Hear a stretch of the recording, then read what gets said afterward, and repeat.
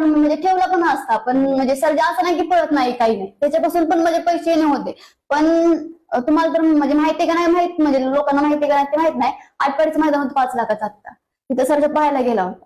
तिथल्या लोकांनी किस्सा मी झाला की सर त्याला बांधून ठेवलं होतं तिथल्या आटपाडीच्या लोकांनी, का तर आमचे पैसे सरांनी आमचे पैसे घेतले म्हणून म्हणजे तिथल्या लोकांनी सरांनी पैसे घेतलेले त्यामुळे बैल बांधून ठेवला. बैल बांधून ठेवला होता. तिथं जवळपास 100-200 माणसं गोळा झाली सरच्याकडे.